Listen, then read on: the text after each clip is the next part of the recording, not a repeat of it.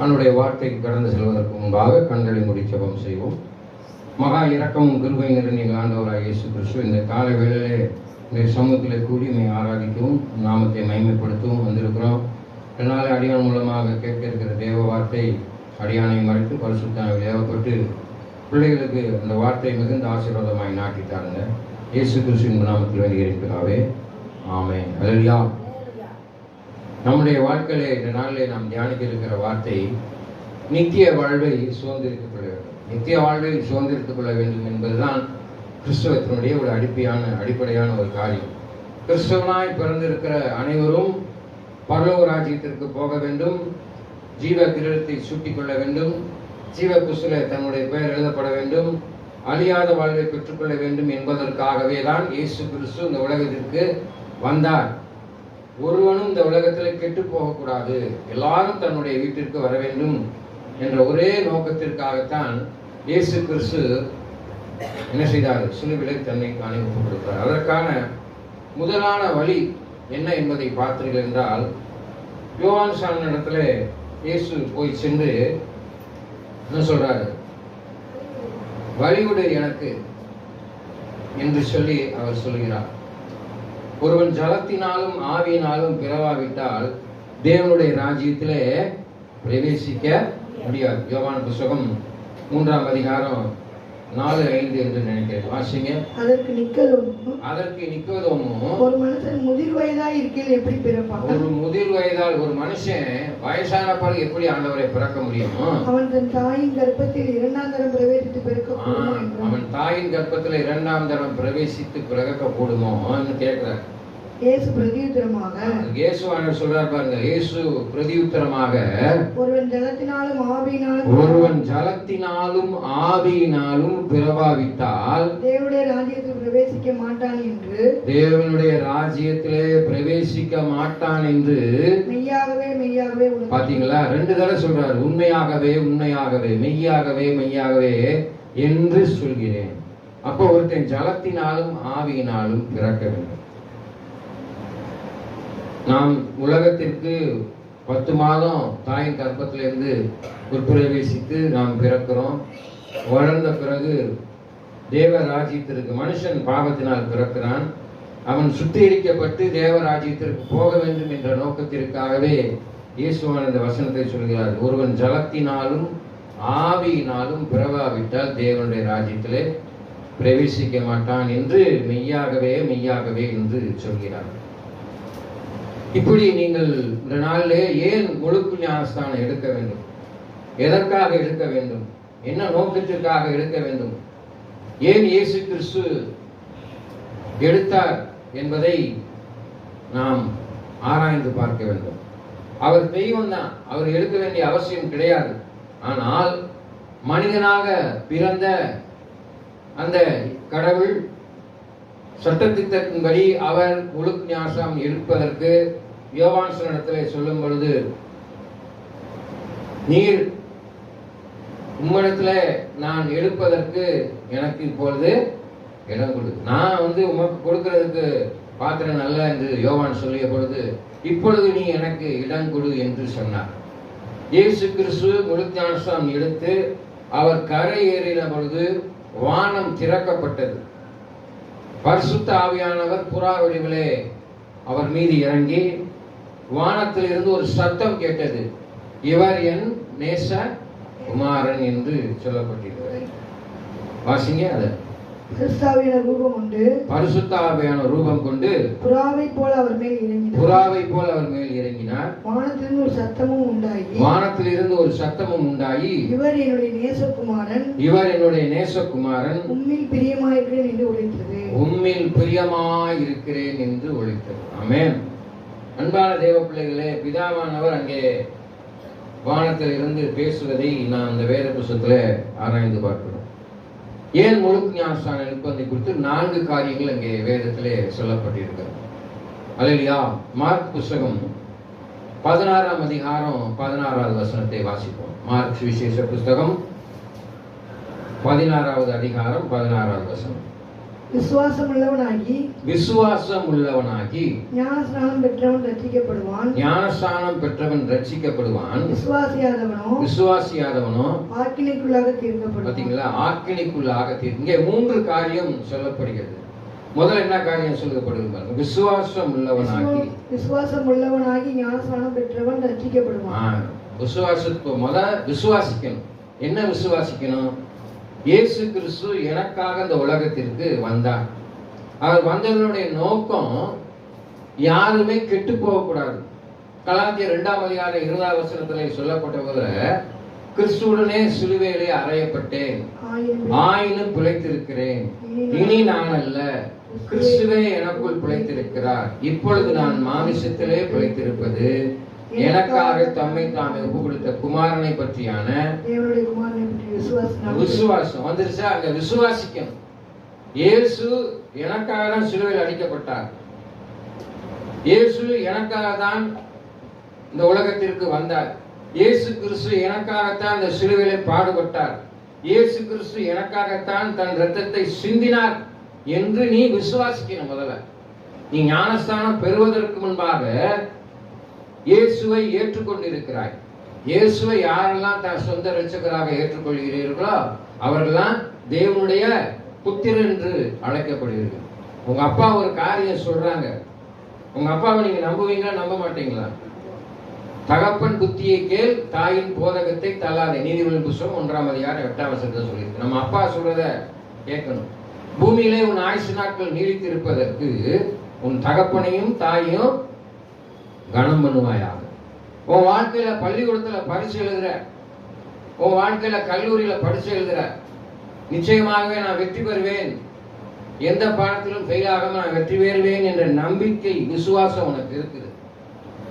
அதனால என்ன செய்யற? நீ வெற்றி பெறுகிறாய். வேலை எனக்கு கிடைக்கும் என்ற விசுவாசம் நம்பிக்கையும் கொண்டு இருக்கிறாய். வேலை உனக்கு கிடைக்கிறது. என் வாழ்க்கையில் ஒரு நல்ல மனைவி நல்ல கணவர் அமைவார் என்று நம்பி இருக்கிறாய். உன் வாழ்க்கையிலே விசுவாசம் ஜெயிக்கிறது, நம்பிக்கை ஜெயிக்கிறது. நல்ல மனைவியை பெற்றுக்கொள்கிறாய், நல்ல மணவாளனை பெற்றுக்கொள்கிறாய். ஆமென். அப்ப நீ ஞானஸ்நானம் எடுக்க வேண்டும் என்றால் விசுவாசிக்க வேண்டும். இயேசு என்னோடு இருக்கிறார், இயேசு என் வாழ்க்கையிலே எனக்கு மாற்றத்தை உண்டு பண்ணுவார் என்று முதலாவது நீ விசுவாசிக்கணும். விசுவாசித்தால் மாத்திரம் போதாது. அங்கே வேத வசனத்தில் சொல்லி இருக்கிறது என்ன கிடைக்குமா? வாசிங்க. விசுவாசித்து மார்க் 16:16. ஹல்லேலூயா. விசுவாசம் உள்ளவனாகி ஞானஸ்நானம் பெற்றவன் ரட்சிக்கப்படுவான். விசுவாசம் உள்ளவாய் நீ ஞானஸ்நானம் பெறுற, அப்புறம் நீ என்ன செய்யப்படுற? ரட்சிக்கப்படுவாய். விசுவாசியாதவன ஆக்கினைக்குள்ளாக தீர்க்கப்படுவீங்களா? விசுவாசித்தாதான் நீ ரட்சிக்கப்படுவாய். ரட்சிப்பு இல்லாம தேவ நிச்சயம் கிடையாது. ரட்சிப்புன்றது என்னங்க? உங்க வாழ்க்கையில் என்னது? மனமாற்றம். மனமாற்றம் இருந்தாதான் ரட்சிக்க முடியும். உனக்குள்ளாக இருக்கிற பொல்லாத காரியம், உனக்குள்ளாக இருக்கிற பொல்லாத சிந்தனை, கடினப்பட்ட இருதயம். அதனாலதான் வேதவசனத்தை சொல்லி இருக்குது. என்ன சொல்லி இருக்குது? பரிசுத்தம் இல்லாமல் ஒருவனும் தேவனை தரிசிக்க முடியாது. இருதயத்திலே சுத்தம் உள்ளவன் பாக்கியவான், அவன் தேவனை தரிசிப்பான். அல்லேலூயா. இவை எல்லாவற்றை நீ பெற்றிருந்தாலும் ரட்சிப்பை பெற்ற பிள்ளைகளாக இருக்கிறாய். இருளின் ஆதிக்கம் உன்னை மேற்கொள்ளுமானால் உன்னில் உள்ள வெளிச்சம் இருளாகாதபடி காத்துக்கொள். அதான் ரட்சிப்பின் நிச்சயம். ரட்சிக்கப்பட்டிருக்கிறேன் என்று சொன்னால் மாத்திரம் போதாது, ரட்சிப்பின் நிச்சயத்தை பெற்ற பிள்ளைகளாய். ஆமென். பரிசுத்த ஆவியான உன்னை குறித்து சாட்சி சொல்லணும், நீ நல்லவன் என்று.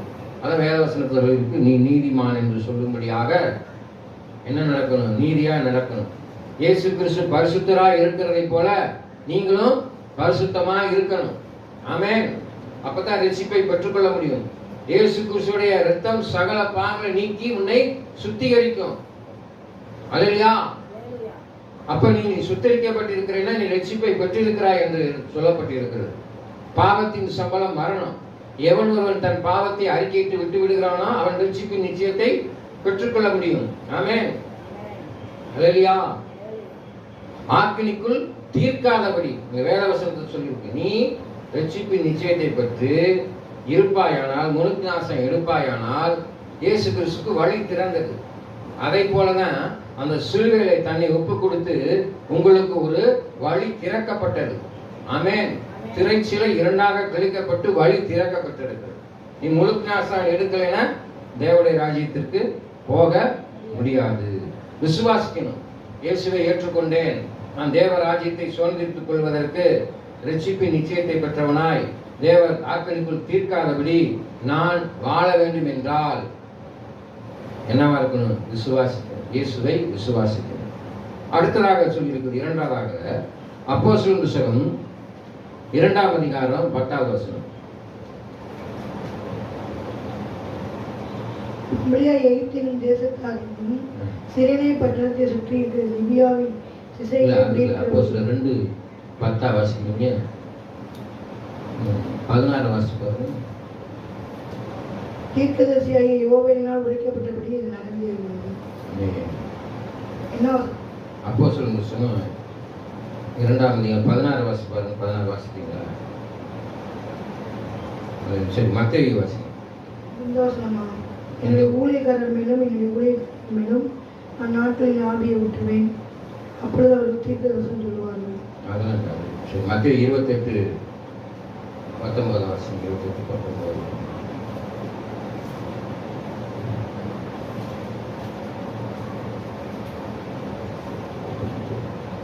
ஆகையால் நீங்கள் புறப்பட்டு போய் சகல ஜாதிகளையும் சீசராக்கி பிதா குமாரன் பரிசுத்தாவின் நாமத்திலே அவர்களுக்கு ஞானஸ்நானம் கொடுக்கும்.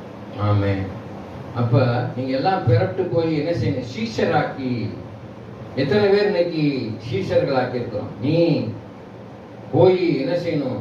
அநேகருக்கு ஆண்டவருடைய வார்த்தையை என்ன செய்யணும்? சொல்லணும். நீ ஞானஸ்நானம் எடுத்துட்ட, நல்ல கனி கூடாத மரமெல்லாம் வெட்டுண்டு அக்கினியிலே போடப்படும். அப்ப கனி கொடுக்க பிள்ளைகளாக இருக்க வேணும். ஆவியின் கனியோ 9. இந்த கனியை பெற்ற பிள்ளைகளாக நீங்கள் இருப்பீர்களானால் இயேசு கிறிஸ்துவை நீங்க ஏற்றுக்கொள்கிறீங்க, ரட்சிப்பின் நிச்சயத்தை பெற்றுக்கொள்கிறீங்க, விசுவாசிக்கிறீங்க, ஆண்டவருடைய சீஷராய் மாறி விடுகிறீர்கள். அவருடைய திருப்பணி செய்வதற்கு என்ன செய்யணும்? நீங்க கடந்து சென்று அவருடைய நன்மையை சொல்லி அநேகரை கிறிஸ்துவுக்குள் வழி நடத்தணும். கிறிஸ்துவுக்குள் வழி நடத்தினா இயேசுவை ஏற்றுக்கொள்ளுங்க, மனமா இருங்க அப்படின்னு சொல்லலாம் மாத்திரம் போதாது. ரட்சிப்பின் நிச்சயம் எதுல இருக்குது? பாவியா இருக்கிற ஒரு மனுஷனை பாவத்திலிருந்து விடுதலை பெறுவதற்காக. ஒருத்தன் பாவம் செய்யறான், அவன் கண் முன்னால் அவன் அழிந்து போக போறான்னு விட்டுறக்கூடாது.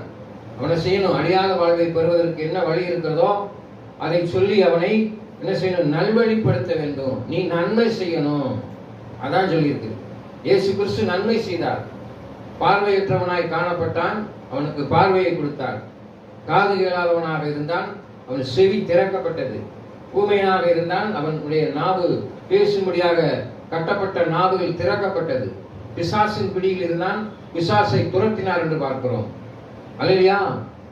வியாதிப்பட்ட ஸ்திரீ, 18 வருஷமா ஒரு வியாதியில இருந்த ஒரு ஸ்திரீ, யாராலும் விடுவிக்க முடியாத ஒரு ஸ்திரீ, எத்தனையோ இடத்திற்கு போயிருப்பாங்க, மருத்துவம் பார்த்திருப்பாங்க, எவ்வளவு பணம் செலவழிச்சிருப்பாங்க. ஆனால் அவள் விசுவாசித்தால் தேவனுடைய வஸ்திரத்தை தொட்டு பார்ப்போம், அப்படியாவது நம்முடைய வாழ்க்கையிலே சுகம் கிடைக்குமா என்று சொல்லி அவள் ஆண்டவரை பார்க்க சென்றவள். பார்க்க முடியாத சூழ்நிலை ஏற்பட்ட பொழுது அவர் வஸ்திரத்தை தொட்ட மாத்திரமாவது நம்மளுக்கு சுகம் கிடைக்குமா என்று விசுவாசித்தாள். நீ விசுவாசித்தால் தேவ மகிமையை காண்பாய், சுகத்தை பெற்றார். அதை போல உங்களுடைய வாழ்க்கையில நீங்கள் சுகத்தை பெற்றிருக்கிறீங்க, ஆண்டவருடைய நன்மையை பெற்றிருக்கிறீங்க. அநேகருக்கு அவருடைய நன்மையை பற்றி சொல்லி ஆண்டவரின் வாழ்க்கையிலே அநேக நன்மையை செய்தார், அற்புதம் செய்தார், அதிசயம் செய்தார் என்று சொல்லி அநேகரை சீஷராக்குங்கள். ஆமென். கிறிஸ்துவினுடைய சீஷர்களாக்கி அவர்களுக்கு ஞானஸ்தானம் கொடுக்க வேண்டும் என்று சொல்லியிருக்கிறார். அல்லேலூயா. அன்பான தேவ பிள்ளை, அங்கே வேதவசனத்துல நம்ம பார்க்கிறோம், விசுவாசம் இல்லாமல் ஒருவனும் தேவனை தரிசிக்க முடியாது. அப்ப நம்முடைய வாழ்க்கையில முதலாவது என்ன வேண்டும்? விசுவாசம். நீ விசுவாசித்தால் தேவ மகிமையை காண்பாய். மகிமை என்பது எதை குறிக்கும்? உன்னதமான ஒரு காரியம், வெளிச்சம். அல்லேலூயா. யாருக்கும் கிடைக்காத ஸ்லாக்கியம், யாரும் பெற்றுக்கொள்ள முடியாத அன்பு, அதான் தேவ மகிமை. தேவனுடைய மகிமை உனக்கு கிடைக்கிறது என்றால் எவ்வளவு ஒரு ஆசீர்வாதம் பாருங்க. ஆமென். ஆண்டவர் உன்னோட இருப்பார், வெளிச்சம் உன்னோட டிராவல் பண்ணும். அல்லேலூயா. உனக்குள்ள வெளிச்சம் இருக்கும். நீ எதெல்லாம் கையிட்டு செய்ய அதெல்லாம் அற்புதமா நடக்கும். இயேசுவே இந்த ஸ்திரீக்கு சுகம் கொடுங்க சொன்னீங்கன்னா நடக்கும். என் வாழ்க்கையில் இருக்கிற எல்லா விதமான கஷ்டங்களை எடுத்து போடுங்க, நடக்கும். அதான் தேவ மகிமை. அல்லேலூயா. எது நீ சொன்னாலும் அது நடக்கும், வாய்க்க பண்ணுவார். நீ கையிட்டு செய்கிற காரியங்கள் எல்லாவற்றையும் தேவநாமா வாய்க்கும்படியாக அற்புதத்தை செய்வார். அல்லேலூயா. நீ விசுவாசிக்கணும். உன்னை எல்லா சூழ்நிலையும் உன்னை பாதுகாத்திருக்கிறார். குழந்தையில இருந்து உன்னை பாதுகாத்திருக்கிறார். சின்ன குழந்தையா இருக்கிற உன் குழந்தைய நீ தொட்டில போடுற, தாளாட்டுற, பால் ஊற்றுற, அது ஒரு எறும்பு கடிச்சிடாம பார்க்குற, ஏற்ற நேரத்தில் தேவைகளை சந்திக்கிற, ஏன் அழுகுது எதுக்கு அழுகுது என்று சொல்லி பார்க்கிற நீனே உன் குழந்தையை நீ பார்க்கும் பொழுது ஆண்டவருடைய குழந்தை நீ விசுவாசிக்க வேண்டும்.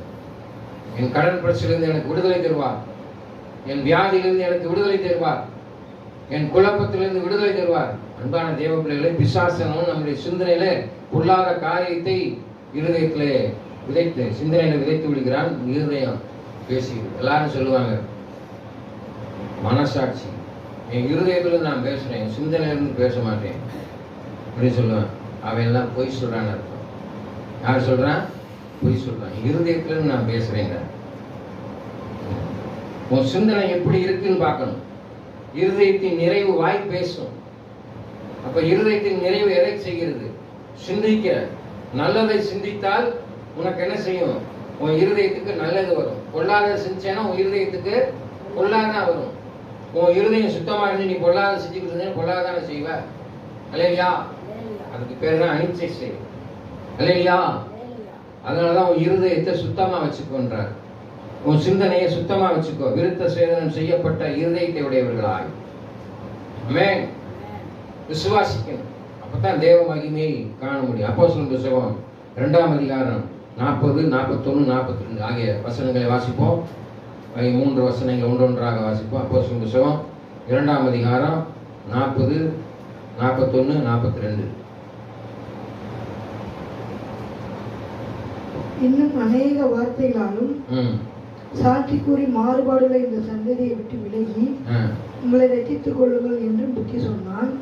அவருடைய வார்த்தையை சந்தோஷமாக ஏற்றுக்கொண்டவர்கள் ஞானஸ்நானம் பெற்றார்கள். ஆமென். அப்படின்னு பாருங்க. இந்த வசனத்துல முதல்ல என்ன சொல்லிருக்கு பாருங்க. அநேக வார்த்தைகளாலும் சாட்சி கூறி. அநேக வார்த்தையினாலே சாட்சி கூறி. அநேக வார்த்தையினாலே சாட்சி. என்ன வார்த்தை சொல்றாரு? சத்தியத்தை அறிவீர்கள், சத்தியம் உங்களை விடுதலையாக்கும். நான் இப்ப சொல்றேன் பார்த்தீங்களா, உனக்கு அநேக வசனங்களை எடுத்து சொல்லி போதித்து இந்த மாதிரி இருக்க வேண்டும், இப்படி செய்ய வேண்டும். வார்த்தை சத்தியத்தை அறிந்தால்தான் உங்களுக்கு விடுதலை பெற முடியும். வார்த்தைகளை சொல்லி கிறிஸ்துவுக்கு அவங்க நடத்தி என்ன செய்யறாங்க? ஞானஸ்தானம் பெற்றுக்கொள்ள. அப்ப வார்த்தையில நீங்கள் நிலைத்து இருக்கிறீர்களா? அவனுடைய வார்த்தை உங்களுக்குள் இருக்கிறதா? அவனுடைய வார்த்தை தான் உங்களை நடத்தும். நானே வழியும் சத்தியமும் ஜீவனுமா இருக்கிறேன், என்னை இல்லாமல் ஒருவனும் பிதாவிடத்தில் இருந்து வரான்னு சொல்லிட்டு. அப்ப ஆண்டவர் தான் வழியாக இருக்கிறார் என்ற வார்த்தை உங்களுக்குள்ளாக இருக்கும். அவர் தான் சத்தியமாக இருக்கிறார் என்ற வார்த்தை உங்களுக்குள்ளாக இருக்கும். அவர் தான் அறிவில்லாத வாழ்விற்கு ஒரு வழியாக இருக்கிறார், நம்மளை நடத்தி செல்லக்கூடியவராக இருக்கிறார் என்ற வார்த்தை உங்களுக்குள்ள இருக்கும். ஆமென். அந்த வார்த்தை தான் உங்களுக்கு நடத்தி செல்லும். உள்ளான மனுஷனை வேரூன்றி பலப்பட்டு நிலைத்தவர்களாய் அறிவு கெட்டாத அந்த அன்பை அறிந்து கொள்ள, அதனுடைய நீள அகலம் ஆழ என்ன என்பதை உணர்ந்து கொள்ள அனுகிரகம் செய்ய வேண்டும் என்ற வார்த்தை உங்களுக்குள்ளாக கிரியை செய்ய வேண்டும். அப்பதான் நீ ஞானஸ்தானம் பெற்றுக்கொள்ள முடியும். வார்த்தைகளை சொல்லி அங்கே ஞானஸ்தானம் கொடுத்தார். இப்படித்தான் ஆண்டவர் செஞ்சிருக்கிறார். இதை மாதிரி நீ செய்ய வேண்டும். அவர் ஒரு முன்மாதிரியை வைத்திருக்கிறார். அந்த முன்மாதிரியை நீ பின்பற்றி நடக்க வேண்டும் என்று சொல்லி பேதுரு சொல்லி அவர்களுக்கு ஞானஸ்தானம். 41 வாசிங்க. அவருடைய வார்த்தையை சந்தோஷமா ஏற்றுக்கொண்டவர்கள் ஞானஸ்தானம் பெற்றார்கள். பாத்தீங்களா? அவங்களுக்கு சத்தியத்தை ஞானஸ்தானம் இல்லாம ஒருத்தன் பரலோகத்துக்கு போக முடியாது. ஞானஸ்தானம் பெற்றுக்கொள்ளுங்க. இல்லைன்னா நீங்க தேவராஜ்யத்துக்கு போகவே முடியாது. என்னதான் நான் நல்லவனா இருக்கிறேன், நன்மை செய்யறேன், கர்மம் செய்யறேன், உண்மையா இருக்கிறேன், குடிக்கிறது இல்லை, எல்லாமே நீ செய்யலாம். ஆனால் அவனுடைய வார்த்தைக்கு கீழ்ப்படிந்து ஒருவன் ஜலத்தினாலும் ஆவியினாலும் பிறவாவிட்டால் தேவ ராஜ்யத்திலே பிரவேசிக்க முடியாது என்று மெய்யாகவே உனக்கு சொல்கிறேன் என்று சொன்ன வார்த்தை வாசிங்க. அன்றைய தினம் ஏறக்குறைய 3000 பேர். பாத்தீங்களா? எத்தனை பேர் பாருங்க. அன்றைய தினம் ஏறக்குறை உடைய வார்த்தையை ஏற்றுக்கொண்டு பேதுரு சொன்ன காரியத்தை ஏற்றுக்கொண்டு அவர்கள் அதை உள்வாங்கிக் கொண்டார்கள். நம்ம சபையில் எத்தனை பேர் முழுக்க ஞானஸ்தானம் எடுத்துக்கிறோம்? எடுக்காதவங்க எடுத்துருங்க. ஆண்டவருடைய வருகை சமீபமா இருக்கிறது. ஆண்டவருடைய வருகைக்கு அடையாளம் அங்கங்கே போர்கள் நடக்கும். தேசத்துக்கு தேசம் விரோதமாய் போர்கள் நடக்கும். பஞ்சம் வரும். பார்த்தீங்களா? பெட்ரோல் விலை ஏறுது, கேஸ் விலை ஏறுது. இஸ்ரேலுக்கும் ஈரானுக்கும் போர் மூண்டு கொண்டு இருக்கிறது. அமெரிக்க தேசம் இப்படி போர் மூடும். தேசத்துக்கு தேசம் போர் மூடும். அழிவு வரும், பஞ்சம், பட்டினி, பசி வரும். சீக்கிரமா முழுக்க ஞானஸ்தானம் எடுத்துக்கொள்ளுங்க. நான் கொடுப்பதற்கு தயாராக இருக்கேன். ஆமென். 42. அவர்கள் அப்போஸ்தலருடைய உபதேசத்திலும் அந்யோன்யத்திலும் அப்பம் பிக்குதலிலும் ஜெபமடுதலிலும் உறுதியாக இருந்தார்கள். பார்த்தீங்களா? அவங்க அப்போஸ்தலருடைய உபதேசத்திலும் அப்பம் பிக்கிறதிலும் அந்யோன்யத்திலும் ஜெபம் பண்ணுதலிலும் உறுதியாய் தரித்திருந்தார்கள். முழுக்க ஞானஸ்தானம் எடுத்தா மாத்திரம் போற, அதற்கு முன்பாக அப்பம் விற்கிற பந்தியில பங்கு கொள்ளணும். நான் எடுக்க மாட்டேன் அப்படின்னு சொல்ல முடியாது. வேதவசனத்தை சொல்லியிருப்பாரு. பங்கு கொள்ள வேண்டும். பங்கு கொள்ளாம போனா நீங்க எனக்கு பார்த்து அடுத்த என்ன சொல்லி பங்கு கொள்ள வேண்டும். உறுதியாய் தரித்திருந்தார்கள். எல்லாருக்கும் பயம் உண்டாயிற்று. எல்லாத்துக்கும் பயம் உண்டாச்சு. இன்னைக்கு பயத்தோட நடுக்கத்தோட அந்த ஞானஸ்தானம் எடுத்து அந்த பங்கில திருவிருந்திலே பங்கு கொள்ள வேண்டும். அப்புறம் அப்போஸ்தலர்கள் அநேக அற்புதங்களும் அடையாளங்களும் செய்யப்பட்டது. விசுவாசிகள் எல்லாரும் ஒருமித்து சகலத்தையும் பொதுவாக வைத்தார்கள். அல்லேலூயா. அந்த ஒருமனம் காணப்பட்டது, ஒன்னஸ் காணப்பட்டது. அல்லேலூயா. அப்போஸ்தலர் புத்தகம் 2ஆம் அதிகாரம் 10 நினைக்கிறேன். வாசிங்க. 10 வாசி பார்ப்போம். 10 தான் 10 16 அப்போதே வாசிங்க. அப்போஸ்தலர் புத்தகம் 2 அதில் அப்போஸ்தலர் புத்தகம் 2:16 தூக்கியதை யோவேலினால் உரைக்கப்பட்டபடியே இது நடந்திருக்கிறது. 10 என்ன கர்த்தருடைய நாள் பெரிதுள்ளதா? கர்த்தருடைய பெரிதும் பெரிதாசமான நாள் வரும் முன்னே சூரியன் இருளாகவும் சந்திரன் இரத்தமாகவும் மாறும். சரி, பரவாயில்ல. அதனால அப்ப ஒருவன் ஜலத்தினாலும் ஆவியினாலும் பிறவாவிட்டால் கர்த்தருடைய நாமத்தை தொழுகிறவன் எவனோ அவன் ரட்சிக்கப்படுவான் என்று தேவன் உரைத்திருக்கிறார். கடைசியில் அங்கே வேதவசனம் சொல்லுது, ஒருவன் ஜலத்தினாலும் ஆவியினாலும் பிறவாவிட்டால் தேவனுடைய ராஜ்யத்திலே பிரவேசிக்க முடியாது என்று இயேசு கிறிஸ்து சொல்றார். அவர் வாயிலிருந்து சொல்றார், மெய்யாகவே மெய்யாகவே உனக்கு சொல்கிறேன். அப்ப ஞானஸ்தானம் எடுக்கக்கூடிய காரியத்தை நாம் பார்த்தோம். விசுவாசிக்க வேண்டும், ரட்சிக்கப்பட வேண்டும், வார்த்தையில நிலைத்திருக்க வேண்டும், ரட்சிப்பின் நிச்சயத்தை பெற்ற பிள்ளைகளாக இருக்க வேண்டும். இந்த 4 காரியத்தில் நீங்கள் நிலைத்திருக்க வேண்டும், நன்மை செய்ய வேண்டும். கண்களை மூடி ஜெபம் செய்வோம். மகா இரக்கமும் கிருபையும் நிறைந்த ஆண்டவராகிய இயேசு கிறிஸ்துவே, இந்த காலை வேளையிலே நாங்கள் முழு ஞானஸ்தானம் எடுப்பதற்கு என்ன காரியங்களை செய்ய வேண்டும் என்று சொல்லி ஆராய்ந்து பார்த்தோம். ஆண்டவரே, பிள்ளைகள் அதிசீக்கிரத்தில் தேவராஜ்யத்தை அடைந்து கொள்வதற்கு வழிகள் திறக்கப்படுவதாக. முழுக்க ஞானஸ்தானம் எடுக்காத பிள்ளைகள் முழுக்க ஞானஸ்தானம் எடுத்து கிறிஸ்துவுக்குள் வளரும்படியாக ரட்சிப்பின் நிச்சயத்தை பெற்ற பிள்ளைகளாக விசுவாசத்தில் நிலைத்திருக்க, வார்த்தைகள் நிலைத்திருக்க கிருபை செய்ய தரும். இந்த நாளிலே கேட்ட வார்த்தையின்படி பிள்ளைகள் நடக்கும்படியாக அவர்களுக்கு உதவி செய்ய வேண்டும் என்று நசரேயனாகிய இயேசு கிறிஸ்துவின் நாமத்தில் வேண்டிக் கொள்கிறேன். நிச்சயமுள்ள தகப்பனே, ஆமென். ஆமென். என் ஆத்துமாவே கர்த்தரை சோதரி, என் முழுமையான பரிசுத்த நாமத்தை சோதரி, என் ஆத்துமாவே கர்த்தரை சோதரி. கர்த்தர் செய்த சகல உபகாரங்களை மறவார்கள். ஆமென். நம் ஆண்டவராகிய இயேசு கிறிஸ்துவின் கிருபையும் பிதாவே தேவனுடைய அன்பும் பரிசுத்த ஆவியானவரின் இனிய ஐக்கியமும் இப்பொழுதும் எப்பொழுதும் சதா காலங்களோடும் உங்களோட இருப்பதாக. ஆமென். அல்லேலூயா.